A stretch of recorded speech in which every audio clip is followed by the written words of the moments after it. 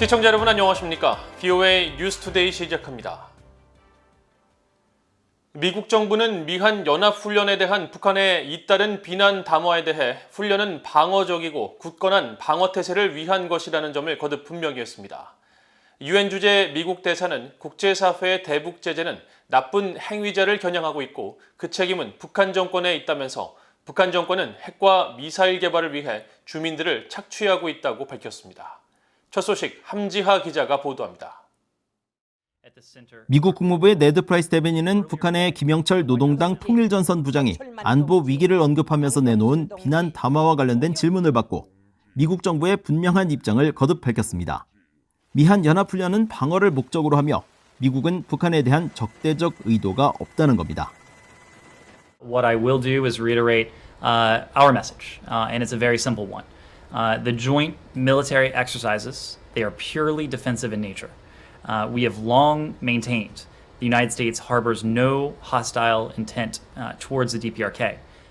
프라이스 대변인은 특히 미국은 한국의 안보와 연합 방위 태세에 전념하고 있다면서 이는 한국과 갖고 있는 철통 같은 동맹에 따른 것이라고 설명했습니다. 미국 국방부도 기존의 입장을 거듭 분명했습니다.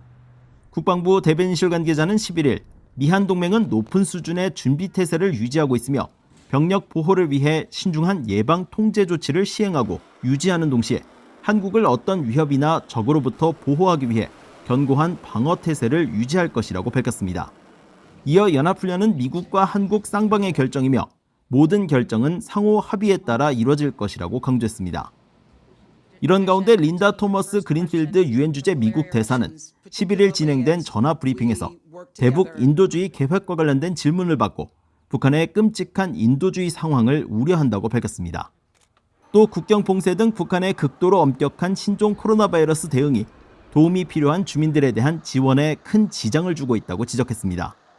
그러면서 대북 제재는 우리의 금융 시스템에서 이득을 취하거나 미국과 우리의 동맹 협력국들 그리고 민간인을 위협할 수 있는 나쁜 행위자의 능력을 제한하기 위해 고안된 것이라고 밝혔습니다.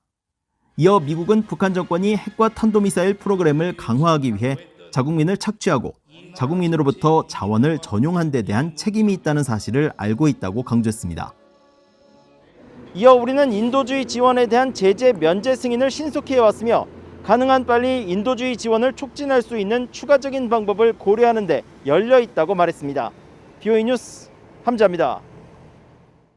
북한이 미한 연합훈련에 대해 잇따라 반발 담화를 발표하면서 사실상 무력 시위를 예고하자 미국 내 전문가들은 북한이 앞으로 저강도 도발에 나설 것으로 전망하면서 잠수함 발사 탄도미사일 SLBM 시험 가능성도 있다고 분석했습니다.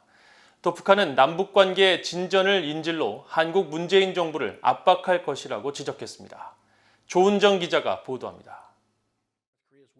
한미연합사 작전참모 출신인 데이비드 맥스웰 민주주의 수호재단 선임연구원은 미한 연합훈련 시작과 함께 북한이 잇따라 위협 담화를 내놓은 데 대해 북한이 저강도 도발을 할 가능성이 있다며 대비해야 한다고 밝혔습니다. We have to expect a full range of potential provocations and military type actions. But again, if Kim Jong-un goes too far and miscalculates, then he is truly going to cut off his nose to spite his face. He can get away with low-level provocations. 해리 카지아니스 미국 국익연구소 국장도 북한의 도발 가능성을 전망하면서 잠수함 발사 탄도미사일 시험에 나설 것으로 내다봤습니다. One possibility could be a submarine-launched ballistic missile test. Something they haven't done in a long time. It shows a new capability. It isn't something that theoretically that they promised they would stop doing. 안킷 판다 카네기 국제평화재단 선임연구원은 신형 KN-23 개량형 단거리 탄도미사일 시험 발사를 예상했습니다. If I had to guess, I would probably say short-range missile testing. The missile they tested in March this year has just been tested in a single test with 2 missiles involved. So I suspect just for reasons of developing that system, they want to test it further. 에반스 리비어 전 국무부 동아태 담당 수석 부차관보는 북한이 미국이 아닌 한국을 상대로 도발에 나설 것이라며 한국을 쉬운 목표물로 삼고 있고 남북관계 진전을 인질로 삼고 있다고 지적했습니다. 반면 미국 해군 분석센터의 켄 고스 적성국 분석국장은 북한의 도발을 단언할 수는 없다면서 결국 북한 정권의 셈법에 달렸다고 분석했습니다. 북한이 외교적 노선에서 아무것도 얻지 못할 것이라고 판단하면 도발에 나서 국면을 흔들려고 할 것이라는 설명입니다. I think that basically comes down to the calculus inside Pyongyang on whether they want to continue to move forward toward diplomacy, which they gave an indication with the reactivation of the hotline, and whether they think that there is near to medium-term dividends that can be paid by that. 로버트 아인혼 전 국무부 비확산 군축 담당 특별보좌관은 북한이 시간 끌기를 하고 있다고 평가했습니다. I think what's happening now is that the North Koreans are temporizing. They are certainly not ready to engage with the United States. They are preoccupied with domestic crises, so they have returned to familiar, kinds of statements urging no exercises. 아인혼 전 특보는 그러면서 북한이 남북 통신 연락선 복원 직후 위협에 나서는 것은 한국의 문재인 정부가 미국으로부터 더 독립적인 노선을 택하도록 압박하기 위한 것이라면서 김정은은 남북관계 진전을 인질로 삼고 있으며 문재인 정부가 대북 지원에 나서고 남북협력 사업을 추진하길 바라고 있다고 분석했습니다. VOA 뉴스 조은정입니다. 억제력은 모든 기능의 통합에서 나오며 현재 북한에 대해서는 방어 부분에 집중돼 있다고 존 하이튼 미국 합참 차장이 밝혔습니다.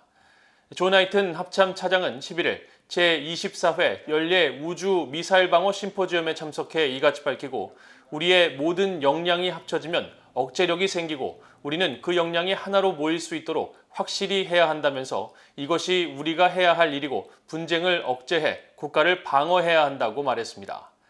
하이튼 차장은 이어 탄도미사일과 극초음속 순항미사일 등 모든 위협을 탐지할 수 있어야 이를 막을 수 있고 방어와 공격 능력을 통합할 수 있다고 설명했습니다.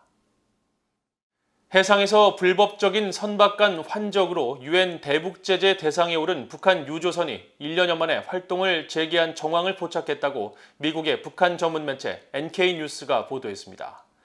NK뉴스는 11일 선박의 실시간 위치 정보를 보여주는 마린 트래픽을 통해 확인한 결과 유엔 대북제재 대상인 북한의 천마산호가 지난 6일부터 북한 남포항 인근에서 선박 자동 식별 장치를 켜고 신호를 보내는 것을 포착했다고 전했습니다. 또 천마산호가 선박 자동 식별 장치를 켜고 끄기를 반복하면서 남포 해안에서 약 110km 떨어진 곳으로 이동했다면서 천마산호가 선박 자동 식별 장치를 마지막으로 발신한 것은 지난해 5월이었다고 밝혔습니다. 천마산호는 지난 2018년 해상 불법 환적을 하다가 일본 당국에 의해 적발돼 유엔 안보리 대북제재위에 통보 조치됐으며 이후 미국의 대북제재 대상에 올랐습니다. 전문가들은 천마산호가 1년여 만에 활동을 재개한 정황이 포착된 것은 북한이 석유 수입을 촉진하려는 것으로 유엔 대북제재를 위반하고 해상에서 불법적 선박 간 석유 환적이 이루어지고 있음을 시사한다고 지적했다고 NK뉴스는 전했습니다. 북한 외무성이 외국인 방문 허용 통지서를 보내 평양 내 22개 시설에 대한 방문이 가능해졌다고 북한 주재 러시아 대사관이 밝혔습니다. 북한 주재 러시아 대사관은 11일 대사관 홈페이지를 통해 이 같은 내용을 전하면서 코로나 긴급 방역 조치 기간 허용됐던 문화와 스포츠, 오락시설, 소매점 등 299곳에 이어 이번에 평양 개선문과 주체사상탑, 우표 박물관 등 22곳이 방문 가능 시설에 추가됐다고 설명했습니다.